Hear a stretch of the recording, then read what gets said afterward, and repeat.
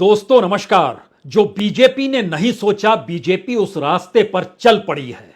जो आरएसएस ने नहीं सोचा, आरएसएस को उस रास्ते पर चलना पड़ रहा है।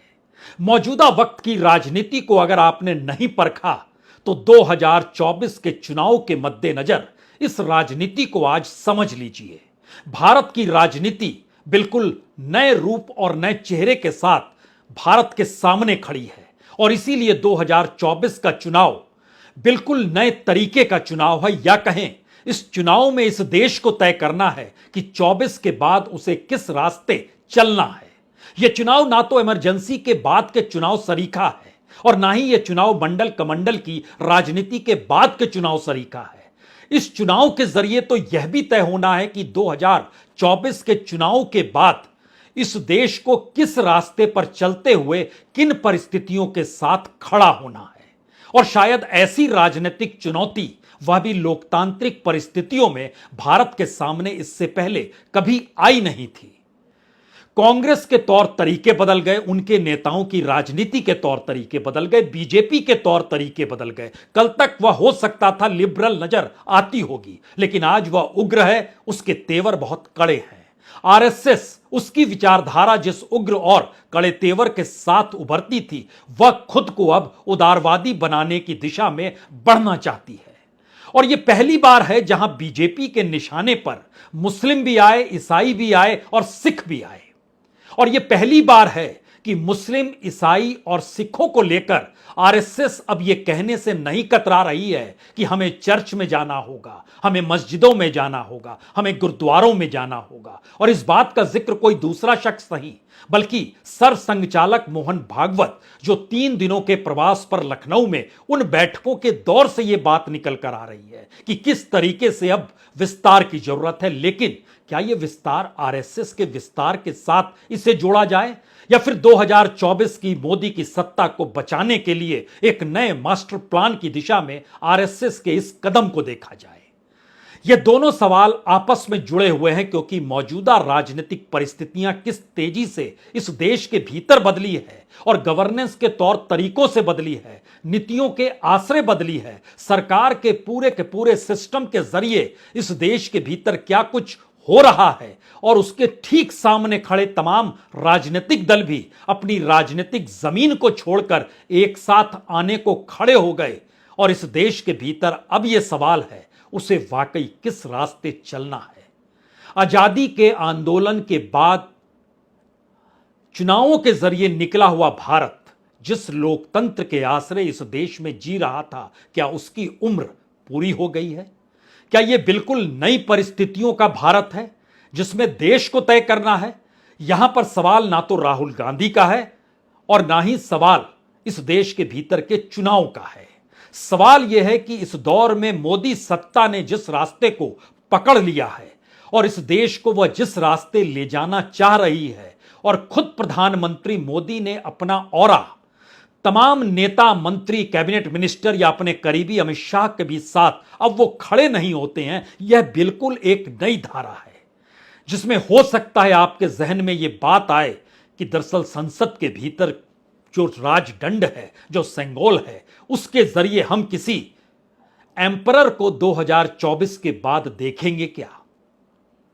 और क्या आजादी के बाद का लोकतांत्रिक भारत जिन सांस्कृतिक, सामाजिक, बहुआयामी सोच के साथ जीता था, क्या वो अब बदलने के मुहाने पर आकर खड़ा हो गया है? तय तो इस बात का होना है। इसीलिए आप चाहे या ना चाहें, लेकिन आप कहां खड़े हैं यह आप नहीं, वो सामने वाला तय करता है, जिसे यह महसूस हो चला है जो साथ है वो साथ है, जो साथ नहीं है वो हमारे साथ नहीं है। यानी वो कहां खड़ा है यह मायने बिल्कुल नहीं है। यानी एक ही धारा है, एक ही विचार है। और इन परिस्थितियों के भीतर अगर आप दुनिया की राजनीति को भी समझना चाहें तो ऐसी परिस्थिति दुनिया के कई देशों के सामने कई मौकों पर आई है। कई देश दंडवत हो गए, कई देशों ने संघर्ष किया। लेकिन आज पहले जिक्र आरएसएस का, क्योंकि आरएसएस ऐसे मौके पर इस बात का जिक्र कर रही है कि वह गिरजाघर, चर्च और मस्जिद में जाने को तैयार है, वो दलितों के घर में जाने को तैयार है, वो आरएसएस के भीतर महिलाओं को पद देने को तैयार है। वो गांव गांव शाखा लगाने की तैयारी कर रही है। वो चाहती है कि इस देश के भीतर में आरएसएस का विस्तार कुछ इस तरीके से हो जाए जिसमें बीजेपी ने जो कुछ गंवाया है उस पर वह रफूगिरी कर सके। क्या यह संभव है? और उसकी ग्राउंड जीरो के तौर पर उत्तर प्रदेश सबसे बेहतरीन जमीन है और शायद इसीलिए लखनऊ में 3 दिन के प्रवास के दौरान सरसंघचालक मोहन भागवत का योगी आदित्यनाथ से मिलना हो या फिर अवध के जितने जिलों के जरिए वहां पर आरएसएस के स्वयंसेवकों के साथ जो उनका अपना मंथन चल रहा हो, वह शायद भारत की राजनीति में एक बदलाव को भी देख सकता है। और बदलती राजनीति में कैसे परिस्थितियों को मोदी के अनुकूल संभालना है, इसे भी परख सकता है। क्योंकि ध्यान दीजिए, जो प्लानिंग आरएसएस की है वो इस बदलती राजनीति का प्रतीक है। एक सामाजिक सांस्कृतिक संगठन आरएसएस के जरिए लखनऊ के भीतर 3 दिनों तक मंथन अगर योगी आदित्यनाथ के साथ यह सोचकर होता है कि आने वाले वक्त में राष्ट्रवाद और हिंदुत्व को किस तरीके से राजनीतिक परिस्थितियों के साथ लेकर चलना है, तो दूसरी तरफ यह भी सवाल उठता है कि अब दलितों की बस्तियों में शाखाएं लगाने की जरूरत है। यह जरूरत पहले भी थी, यह जरूरत आज भी होगी। और इस जरूरत को लेकर जो ढोल पीटे गए, उसकी जरूरत इस दौर में राजनीतिक तौर पर बड़ी क्यों हो गई, यह पहला सवाल है। इस दौर में आरएसएस के भीतर अब महिलाओं को पद देने होंगे। कल तक इस बात का जिक्र था ओबीसी को दिया जाएगा, अब वो शिफ्ट होकर महिलाओं के साथ जुड़ रहा है। यानी यह भी राजनीतिक तौर पर चीजों को कैसे आगे बढ़ाएगा, यह भी मैसेज बहुत साफ है। तीसरी परिस्थिति है कि चूंकि 2025 में 100 बरस पूरे आरएसएस के होंगे। आजादी को लेकर तो प्रधानमंत्री मोदी ने सपना इस देश को दिखाया कि हम विकसित राष्ट्र 2047 में हो जाएंगे, लेकिन आरएसएस का सपना है कि 2025 तक हर गांव में शाखाएं लगने लगे और मूलभूत सुविधाओं से वंचित लोगों के बीच आरएसएस पहुंच जाए और उसमें खास तौर पर महिलाओं का योगदान बड़ा हो। राजनीति की इसी परिस्थिति में अगर बीजेपी को लाकर खड़ा कीजिएगा तो आप कहिएगा कि जितनी योजनाएं मोदी सत्ता ने इस दौर में लाभार्थियों को देने के लिए शुरू की, वह तो मूलभूत सुविधाओं से वंचित समाज का ही जिक्र करते हैं। वो मजदूर हो या रेहड़ी वाला हो, दिहाड़ी मजदूर हो या छोटा किसान हो, वह किसी भी परिस्थिति को जी रहा हो, तो क्या गवर्नेंस के तौर तरीके सिर्फ बताने के लिए थे, उपलब्धियों का खांचा सिर्फ ढोल पीटने के लिए थे? और अब आरएसएस को समझ में आ गया। लेकिन इसके भीतर का सच क्या है? इस दौर में क्या बीजेपी अपने आप को इस रूप में कंसोलिडेट करने की दिशा में बढ़ चुकी है जहां पर उसे पता है कि अब हिंदू या हिंदुत्व के जिस आसरे वो चल रही है उसमें एक बड़ी फौज तैयार हो चली है, जिसको गंवाना अब उसके लिए राजनीतिक परिस्थिति में घातक होगा। लेकिन विस्तार अगर रुक जाए तो इस घातक परिस्थितियों को कैसे जिएंगे, इसीलिए आरएसएस नई दिशा से खड़े होकर सामने आती है और वो कहती है हम जाएंगे, मस्जिदों में जाएंगे, गुरुद्वारों में जाएंगे, गिरजाघरों में जाएंगे, चर्च में जाएंगे। इन बातों का जिक्र करने की जरूरत आरएसएस को क्यों पड़ रही है? क्या यह जमीन अपने तौर पर बीजेपी पूरे तरीके से गंवा चुकी है? और वाकई क्या रफू करने की स्थिति में मोहन भागवत हैं?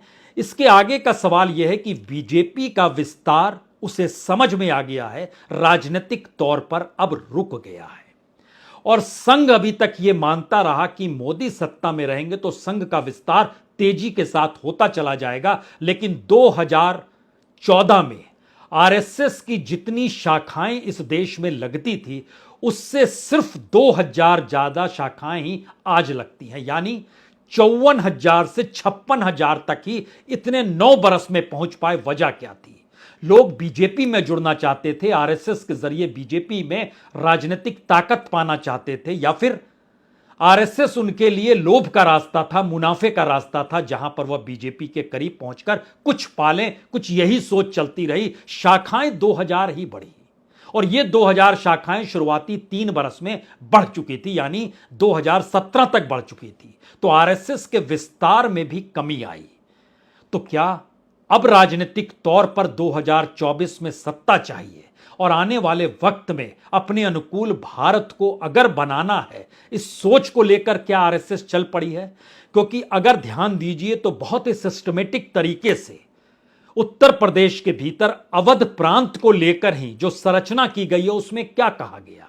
13 प्रशासनिक जिले हैं, उस प्रशासनिक जिलों में 26 संघ के जिले आते हैं, 174 खंड आते हैं, 1819 मंडल आते हैं और संघ को हर जगह अपने आप को राष्ट्रवाद और हिंदुत्व के सहारे अपनी उस विचारधारा को परोसना है जहां पर वो ये मानकर चलती है कि हर कोई हिंदू है और हर कोई हिंदू नहीं है तो भी उसे साथ लेकर खड़ा करना है। लेकिन अगर हर कोई हिंदू होगा तो बीजेपी का वोट बैंक विस्तार नहीं पा सकेगा। इसे बीजेपी समझ चुकी है और अब वो वापस लौट नहीं सकती है। इसीलिए एक लंबी फेरिस्त है, वो अनुराग ठाकुर से भी शुरू हो सकती है। जब वह गोली मारो के नारे लगा रहे थे लेकिन वह मंत्री बन गए। इस दौर में जिन जिन नेताओं का आप जिक्र कीजिएगा उनकी एक लंबी फेरिस्त है। इस दौर में ब्रजभूषण सिंह भी हैं, इस दौर में टेनी भी हैं, इस दौर में रमेश भिदोड़ी भी शामिल हो गए हैं। तमाम नेता, ऐसे कई नेता, इस दौर में प्रज्ञा सिंह ठाकुर भी आपको नजर आने लगेगी। इस दौर में आम आदमी पार्टी को छोड़कर बीजेपी में शामिल हुए वो नेता भी याद आएंगे जो दिल्ली के दंगों के दौरान बड़े ही कट्टर रूप में उभर कर सामने आते हैं। ये परिस्थिति बतलाती है कि बीजेपी जिस रास्ते को पकड़कर जिस राजनीति को साधने निकल चुकी है, अब वहां पर उसकी साख और उस पर लगे हुए स्टेक, इसको वो गंवाएगी तो उसको अपने पैरों पर कुल्हाड़ी मारनी होगी। इसीलिए वो पीछे लौट नहीं सकती है। अब पीछे नहीं लौट सकती है तो क्या होगा? तो विस्तार कौन करेगा? तो विस्तार आरएसएस करेगी। और इसीलिए योगी आदित्यनाथ के साथ जो संवाद हुआ वो राष्ट्रवाद और हिंदुत्व को साथ मिलाकर अयोध्या में राम मंदिर और खासतौर से रामलला के प्राण प्रतिष्ठा समारोह में कैसे चीजों को डेवलप किया जाएगा, इसको लेकर भी हुआ। धर्मांतरण और लव जिहाद को लेकर भी चर्चा हुई। सवाल दो ही निकल कर आए, आरएसएस के बगैर बीजेपी का विस्तार संभव नहीं है। दूसरा सवाल, बीजेपी अपने आप में इतनी कॉन्सोलिडेट हो चुकी है कि अब उसके सामने मुश्किल यह है कि वह चुनाव जीते तो कैसे जीते। लेकिन इसके अगला सवाल है कि ऐसी परिस्थिति क्यों आ गई, और शायद इसी परिस्थिति को खोजना है कि 2024 को लेकर भारत की राजनीति करवट क्यों ले रही है, यह ट्रांसफॉर्म की स्थिति में क्यों आकर खड़ी हो गई है। और अगर आप इसे परखना शुरू करेंगे तो एक के बाद एक मोदी दौर की घटनाएं जो भी चीजें इंगित करें, इसके ठीक समानांतर हमें लगता है कि राहुल गांधी की उस परिस्थिति को समझना होगा जहां पर वह मिनिमलाइज खुद को कर देते हैं, यानी हमें कुछ नहीं चाहिए। और जब आप इसको मिनिमाइज कर देते हैं तो हो सकता है आपके जहन में उस दौर में महात्मा गांधी की किताब माय एक्सपेरिमेंट विद ट्रुथ भी याद आ जाए। महात्मा गांधी को आप दरकिनार कर नहीं सकते हैं। दुनिया के किसी भी देश में महात्मा गांधी की जो विचारधारा है वह खुद को मिनिमाइज कर देती है, सबसे कम में ले आती है। हमारे एक मित्र हैं डॉक्टर साहब, डॉक्टर विक्रम हैं, वो इस बात का जिक्र बड़ी बाखूबी करते हैं कि देखिए दुनिया भर के भीतर लिंकन को याद कर लीजिए, मंडेला को याद कर लीजिए, लूथर किंग को याद कर लीजिए, यह लोग अपने आप को मिनिमाइज में ले गए और ऐसा नहीं था कि यह अपने आप को सत्ता चाहते थे। राहुल गांधी की परिस्थिति क्या उस मिनिमाइज के साथ जुड़ गई है जहां पर गांधी की फिलॉसफी सबसे बड़ी हो गई और कांग्रेस इस बात को समझने लगी कि जिस दौर में उसने भोग विलास का साथ दिया, सत्ता की ताकत के साथ खूब अहंकार को पाला, कांग्रेस जनता से कटती चली गई, तो राहुल की पूरी राजनीति, राहुल चाहते तो आलीशान तरीके से रह सकते हैं, 5 सितारा तरीके से रह सकते हैं, लेकिन जरूरत क्या है? महात्मा गांधी ने एक धोती पहनी तो इन्होंने भी अपने तौर पर एक टी शर्ट को अपना लिया। कहीं बैठ गए, कहीं भोजन कर लिया, जहां कर लिया उसी के साथ गले मिल लिए। यह एक ऐसी परिस्थिति है जो लोगों के दिमाग को हॉन्ट करती है कि दरअसल आने वाले वक्त में क्या हमको उस राजा के साथ खड़े होना है जो राजा कहता है कि मैं ही सब कुछ हूं, या फिर ऐसी परिस्थिति को जीना है जहां पर जनता के भीतर यह सवाल आए कि वो बहुत कुछ है और उसी को इस देश को बनाना है। यह कोई आसान बात नहीं है कि 2 दिन पहले राहुल कुलियों के बीच नजर आए और मैसेज उससे यह निकल कर आए कि दरअसल कुली तो मजदूर है और कोई मजदूर ही इस देश में मजदूर के एम्प्लॉयमेंट की बात को सोच सकता है। किसी टेक्नोलॉजी के साथ जुड़े हुए शख्स के साथ बैठे वो मिस्त्री ही क्यों ना हो, वह मोटरसाइकिल को टाइट कर रहा हो या कार को टाइट कर रहा हो, उसके जरिए निकल कर आए कि वह होंडा कंपनी बनाने वाला शख्स भी तो कहीं ना कहीं टेक्नोलॉजी के साथ जुड़ा था, मजदूरी कर रहा था। ये कैसी किसान के साथ जुड़े तो क्या किसानों के जरिए यह बात निकल कर आए कि किसान को लेकर इस देश में सवाल क्यों होते हैं, और किसान अपने अनाज की लागत भी ना निकाल पाए तो किसान लागत कैसे निकाले, और किसान से बेहतर अडानी तो नहीं सोच पाएंगे। जो एग्रीकल्चर को लेकर 3 रिफॉर्म प्रधानमंत्री मोदी ले आए कहते हुए कि देखिए सुधार इसी से होगा, वह तो कैपिटल बेस्ड इकोनॉमी है। यहां पर तो ह्यूमन रिसोर्स की इकोनॉमी को सामने राहुल गांधी लाना चाहते हैं और खुद को उन्होंने मिनिमाइज कर दिया है। तो क्या यह एक ऐसी राजनीतिक परिस्थिति इस देश में आकर खड़ी हो गई जहां पर हर किसी की सोच और राजनीति बदल रही है?